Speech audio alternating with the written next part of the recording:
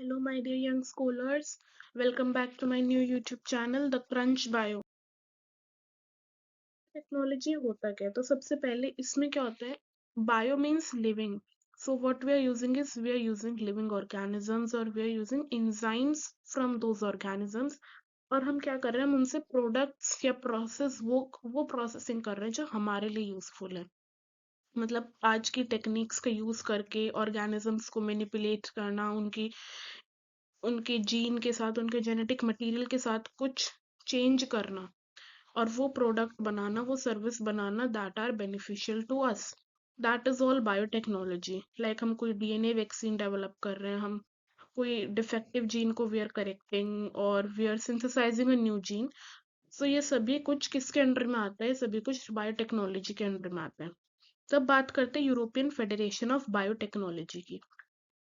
तो इसने क्या किया था? इसने एक डेफिनेशन दी थी जिसमें कि ट्रेडिशनल व्यू और मॉडर्न व्यू दोनों ही एक साथ आते हैं. ट्रेडिशनल व्यू में क्या था कि जो डिजायर्ड जीन है हमारा, suppose this is the DNA और इसमें से ये जो पार्ट है, ये पार्ट ए है, that is my desired part जो मुझे चाहिए.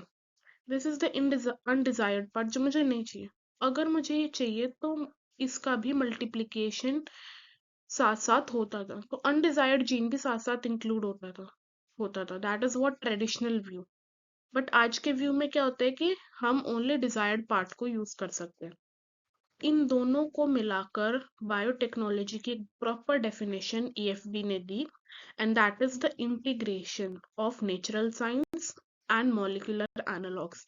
मतलब जो नेचुरल साइंस है, जो मॉलिक्यूलर एनालॉग्स है, इन दोनों का इंटीग्रेशन ही बायोटेक्नोलॉजी आता है. उसके बाद आ जाता है जेनेटिक इंजीनियरिंग और बायो प्रोसेस इंजीनियरिंग. तो जेनेटिक इंजीनियरिंग की अगर मैं बात करूँ तो इसमें क्या आता है? इसमें वो टेक्निक्स आते हैं जिसमें हम जेनेटिक मटेरियल के साथ कुछ ऑल्टरेशन करते हैं. तो अगर हम जेनेटिक मटेरियल के साथ कुछ भी ऑल्टरेशन करते हैं, कुछ भी, तो उससे क्या होगा? होस्ट ऑर्गेनिज्म का फिनोटाइप चेंज होगा. और बायो प्रोसेस इंजीनियरिंग में क्या आता है कि sterile environment, contamination free environment को मेंटेन रखना, सो दैट जो डिजायर्ड माइक्रोब है ओनली ओनली उन्हीं की ग्रोथ हो, अनडिजायर्ड की ग्रोथ ना हो. ट्रेडिशनल हाइब्रिडाइजेशन, ये मैंने आपको अभी बताया कि इसे प्लांट और एनिमल ब्रीडिंग में यूज किया जाता है. अनडिजायर्ड की भी मल्टीप्लिकेशन हो जाती थी. उसके बाद एनसीईआरटी ने क्या किया? एनसीईआरटी ने हमें 3 बेसिक स्टेप्स दिए जीएमओ को क्रिएट करने के. GMO I am referring to genetically modified organism. 3 basic step क्या है? सबसे पहले तो डिजायर्ड जीन जो भी है मेरा, तो उसके डीएनए को आइडेंटिफाई करना, किस डीएनए में मेरा डिजायर्ड जीन प्रेजेंट है. उसके बाद डिजायर्ड जीन मुझे मिल गया. अब मैं क्या करूंगी? उस आइडेंटिफाइड डीएनए को होस्ट में इंट्रोड्यूस करूंगी, कंडीशंस मेंटेन करूंगी और उस डीएनए को उसकी प्रोजेनी में ट्रांसफर करूंगी. But is that so easy? इसमें बहुत सारे प्रोसीजर्स होते हैं. It consist of various procedures. देखते हैं. तो सबसे पहला आ जाता है डीएनए का आइसोलेशन. मुझे मेरा डीएनए मिल गया कि आई एम वांटिंग डीएनए ए और इसमें मेरा डिजायर्ड जीन है. मैंने क्या किया? डीएनए का फ्रेगमेंटेशन किया, डीएनए को तोड़ा. किसकी हेल्प से? मॉलिक्यूलर सीजर्स की हेल्प से. Restriction endonuclease. रेस्ट्रिक्शन एंडोन्यूक्लियस को क्या कहते हैं? Molecular seizures.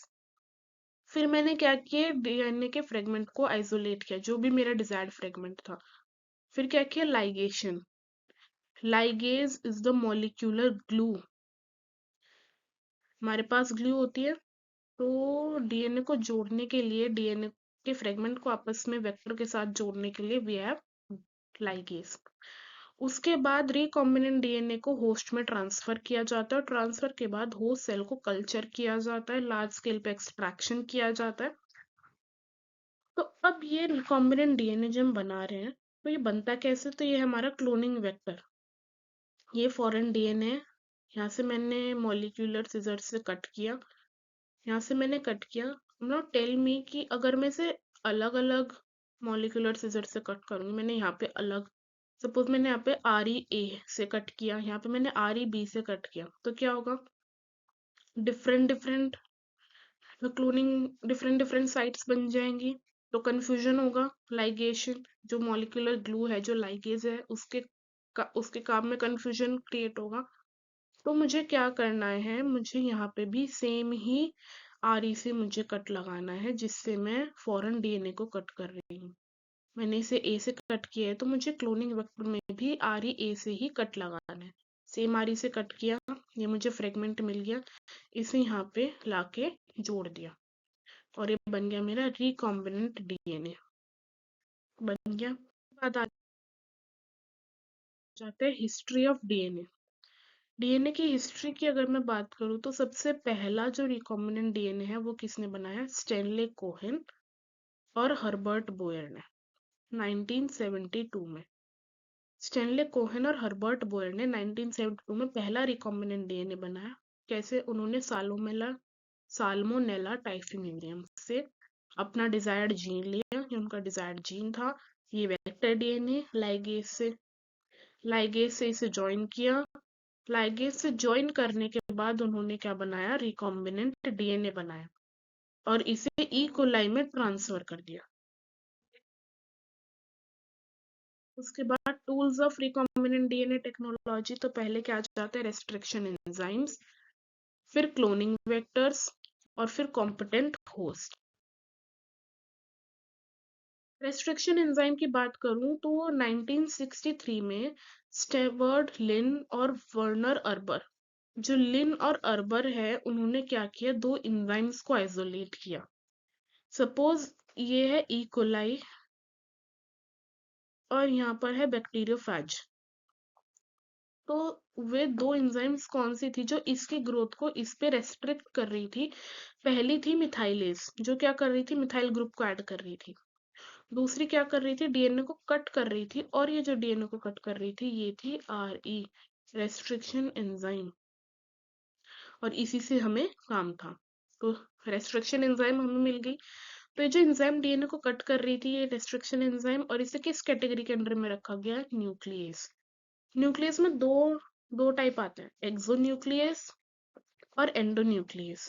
एक्सोन्यूक्लियस क्या करती है, सपोज ये कोई भी सीक्वेंस है और इसमें एंड से कट कर रही है, बिल्कुल एंड से रिमूव कर रही है न्यूक्लियोटाइड को।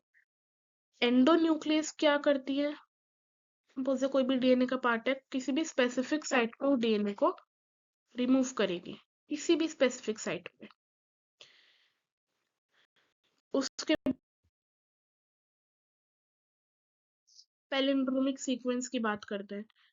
सपोज ये है, इसमें मैं बात करती हूँ पैलिंड्रोमिक सीक्वेंस की, तो आगे से अगर मैं रीड करूंगी तो GAATTC, और पीछे से अगर मैं रीड करूंगी तो GAATTC। सेम सीक्वेंस रीड हो रहा है आगे से भी और पीछे से भी, from forward and backward direction.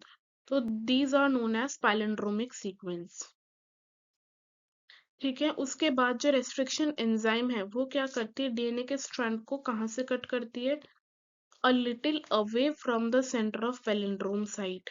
Palindrome site के सेंटर से थोड़ा सा दूर वो कट करती है, और इससे क्या होगा, सेम बेस के बीच में, सपोज यहाँ पे कहाँ कट के, G और A के बीच में, तो यहाँ पे भी कहाँ कट लगेगा, G और A के बीच में।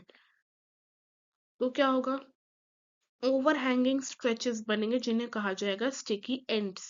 स्टिकी एंड्स क्रिएट होंगे हर एक स्ट्रैंड में।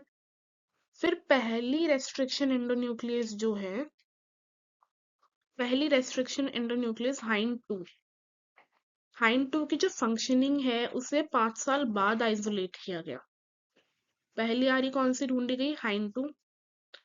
और हाइन 2 भी क्या करती है, हाइन 2 6 बेस पेयर पे रिकॉग्नाइज करती है, 6 बेस पेयर, 1 2 3 4 5 6 बेस पेयर पे वो रिकॉग्नाइज करती है। अब हाइन 2 के अलावा आज हमारे पास 900 रेस्ट्रिक्शन एंजाइम्स हैं। कितनी, 900, जो कि बैक्टीरिया के 230 स्ट्रेन से आइसोलेट की गई हैं, और सभी अलग अलग रिकॉग्निशन सीक्वेंस रिकॉग्नाइज करते हैं। सपोज अगर ये हाइन 2 का सीक्वेंस है, तो ये जरूरी नहीं है कि ये किसी और भी RE का सीक्वेंस सेम हो, उसका सीक्वेंस कोई दूसरा भी हो सकता है, डिफरेंट सीक्वेंस होते हैं सभी के।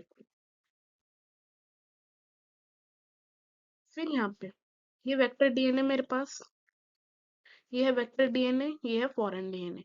तो वेक्टर डीएनए में यहाँ जी और ए के बीच में कट किया और यहाँ पे जी और ए के बीच में कट किया, ई को R1 ने कट किया, यहाँ पे आर ई हमारी है, ई को R1। यहाँ पे फॉरेन डीएनए में भी जी और ए के बीच में कट होकर, यहाँ पर भी जी और ए के बीच में कट होगा। अब ये दोनों डीएनए में सेम साइट पे ही क्यों कट हो रहा है? There is a reason. तो रीजन क्या है कि इसमें क्या होगा, सेम एंड्स प्रोड्यूस होंगे, सेम तरीके के स्टिकी एंड्स प्रोड्यूस होंगे। लाइक यहाँ पे ये प्रोड्यूस हुआ तो यहाँ पे भी यही प्रोड्यूस हुआ। तो लाइगेज से ना ज्वाइन करना, लाइगेज से इन दोनों एंड्स को ज्वाइन करना क्या हो जाएगा, इजी टास्क हो जाएगा। यहाँ पे what we are using is ligase. ठीक है, लाइगेज से ना ज्वाइन कर दिया और ये बन गया हमारा रिकॉम्बिनेंट डीएनए बन गया। उसके बाद आगे बात करते हैं। इको R1 क्या करती है, यहाँ पे देखिए, इको R1 डीएनए को कट करती है जी और ए के बीच, बेस के बीच में। अगर ये घातक GAATTCA सीक्वेंस है तो इसमें जी और ए के बीच में इको R1 कट करती है। उसके बाद नॉमेनक्लेचर आ जाता है। नॉमेनक्लेचर में फर्स्ट लेटर जो है, सपोज ये इको R1 है, इको R1, तो इसका ये जो फर्स्ट लेटर है ये किसे दिखाएगा, किस बैक्टीरिया के किस स्ट्रेन से इसे आइसोलेट किया गया है। जीनस, ये रिप्रेजेंट करता है जीनस को, कि क्या जीनस है, जीनस इट्स रिप्रेजेंटिंग। को CO, ये किसे रिप्रेजेंट करता है, स्पीशीज को, किस स्पीशीज का है ये। Second and third letters represent करता है किस स्पीशीज से बिलोंग करता है। आर किसे रिप्रेजेंट करता है, आर रिप्रेजेंट करता है स्ट्रेन को, स्ट्रेन, कि from which strain it has been isolated. और वन रिप्रेजेंट करता है ऑर्डर ऑफ आइसोलेशन, कि किस ऑर्डर में इसे आइसोलेट किया गया है, ऑर्डर ऑफ आइसोलेशन। तो ये होता है नॉमेनक्लेचर ऑफ एंजाइम्स, कि पहला जीनस, दूसरा स्पीशीज। जीनस क्या है, एशरेशिया, CO coli species, R strain, that is RY13 strain से इसे आइसोलेट किया गया, और one is the order of isolation. जाते हैं आगे, डीएनए लाइगेज क्या कर रहा है, एडजेसेंट न्यूक्लियोटाइड में फॉस्फोडाइस्टर बॉन्ड जो है ज्वाइन कर रहा है, तो तभी तो दो डीएनए को एक साथ ज्वाइन करेगा। वेक्टर में क्या होता है, फॉरेन डीएनए को डिलीवर करता है होस्ट के पास। ओराई, जहां से रेप्लिकेशन शुरू होगा, कॉपी नंबर ये कंट्रोल करता है, तो हमें कौन सा वेक्टर चाहिए जिसका कॉपी नंबर हाई हो। क्लोनिंग साइट क्या होती है, एक क्लोनिंग साइट होनी चाहिए for one enzyme, here it is one.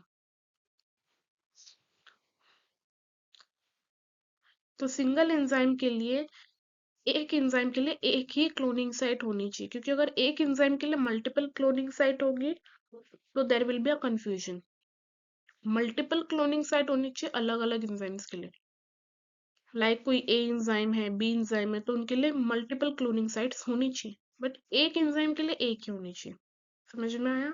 उसके बाद सिलेक्टेबल मार्कर, ये क्या करते हैं, आइडेंटिफाई करने में हेल्प करते हैं ट्रांसफॉर्मेंट को नॉन ट्रांसफॉर्मेंट से, रिकॉम्बिनेंट को नॉन रिकॉम्बिनेंट से।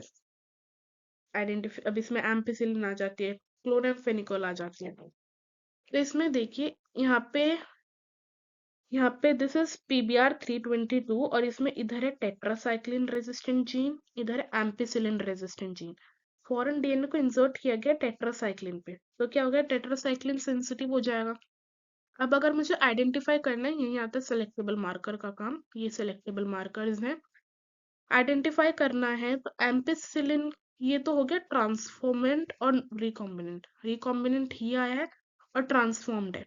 ये ट्रांसफॉर्म्ड है बट ये नॉन रिकॉम्बिनेंट वाला है, ये नॉन ट्रांसफॉर्म्ड है, नॉन एम्पिसिलिन में कौन सा ग्रो करेगा, एम्पिसिलिन में ये ग्रो कर जाएगा, ए वाला, बी वाला भी ग्रो कर जाएगा, सी वाला नहीं करेगा, हमें पता चल गया नॉन ट्रांसफॉर्मेंट है ये।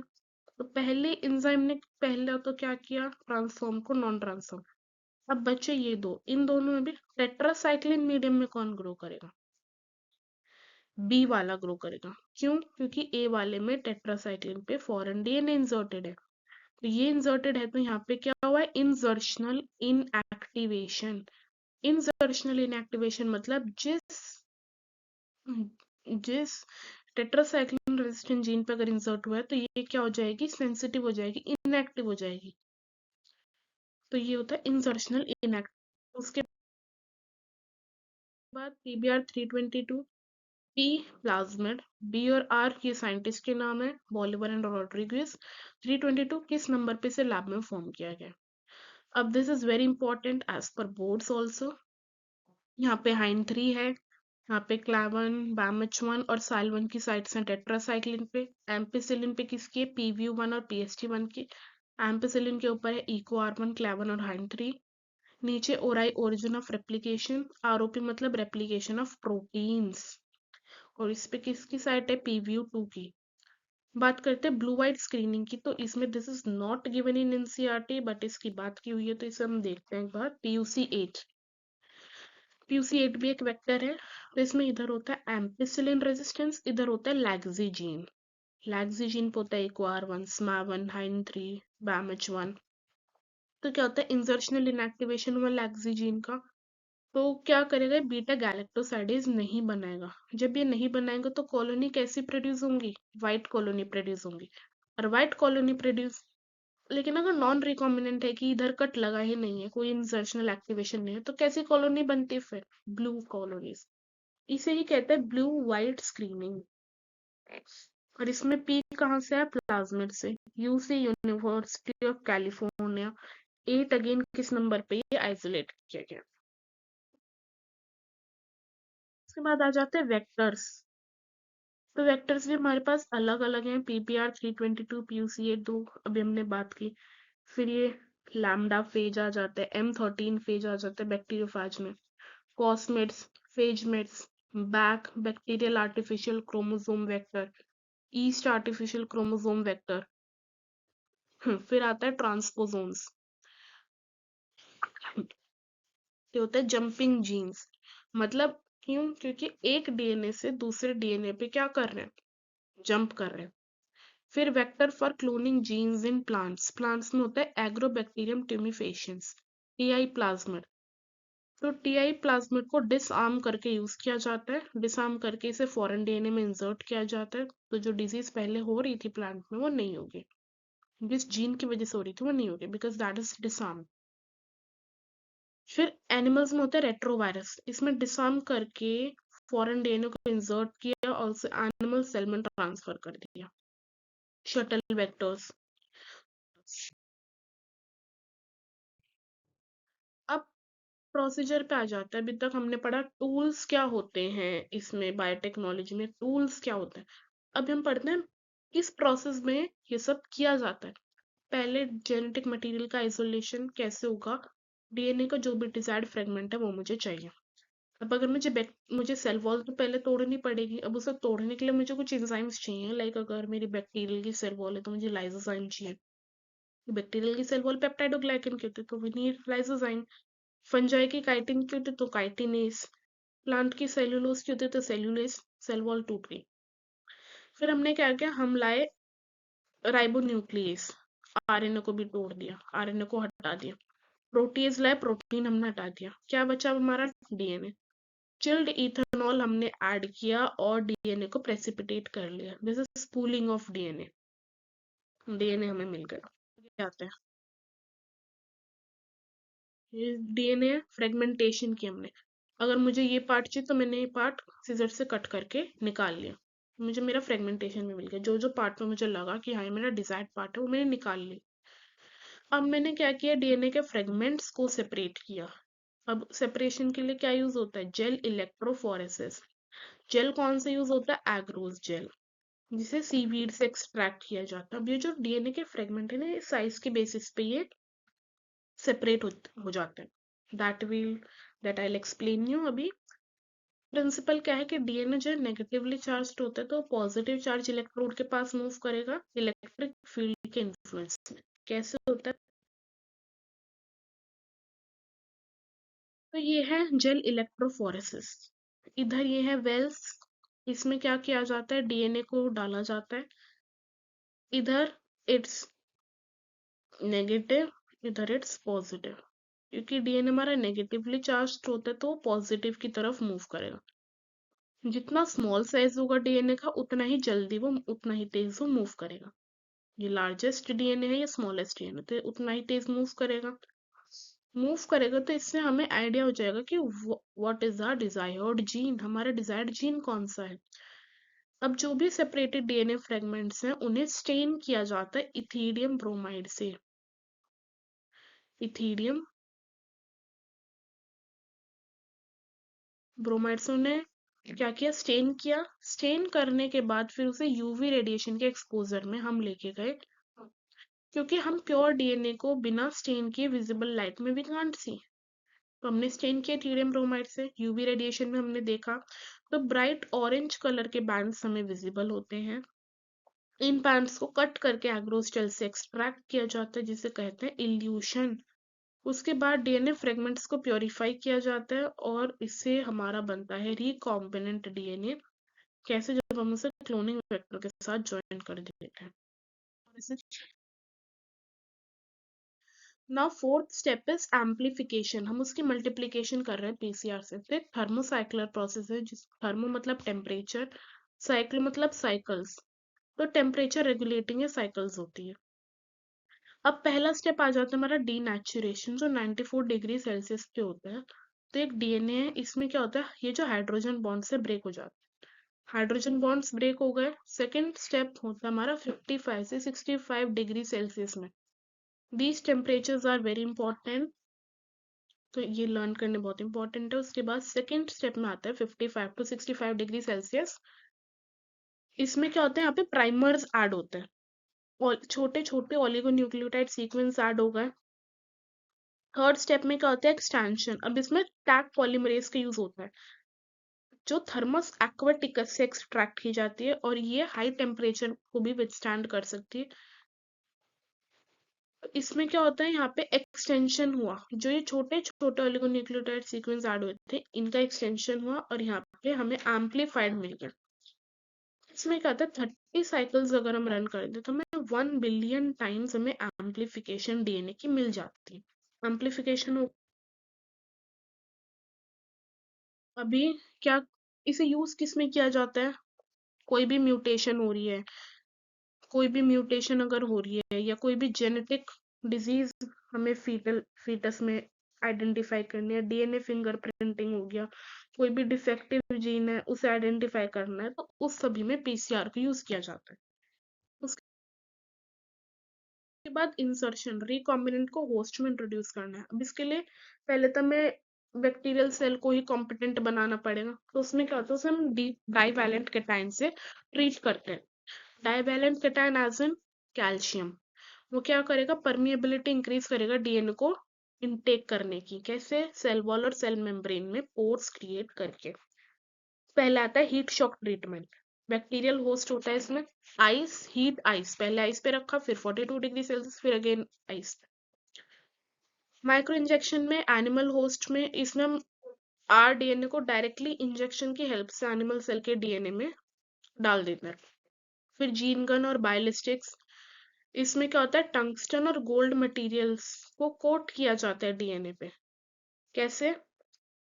सपोज हमारा डीएनए, इसके ऊपर टंगस्टन या कोई भी गोल्ड का मटेरियल कोट किया जा रहा है और फिर इसे हाई वेलोसिटी के अंदर में प्लांट सेल के अंदर डाल दिया जाता है। फिर आता है डिसआर्म्ड पैथोजन, रेट्रोवायरस, टीआई प्लाज्माइड जिसकी हमने बात की थी। उसके बाद इलेक्ट्रोपोरेशन में क्या होता है, इलेक्ट्रिक इम्पल्स की हेल्प से ट्रांसफॉर्मेशन कराई जाती है। देन कल्चर करना भी हमें, तो स्मॉल स्केल पे तो लैब में भी हो सकता है। लार्ज स्केल के लिए हमें क्या चाहिए होता है, हमें कुछ बड़े बड़े वेसल्स चाहिए होते हैं जिन्हें कहते हैं बायोरिएक्टर्स, फर्मेंटर्स। तो ये लार्ज वेसल जिसमें कि रॉ मटेरियल्स को प्रोडक्ट में कन्वर्ट किया जाता है, दोज आर बायोरिएक्टर्स। दो टाइप के होते हैं, सिंपल और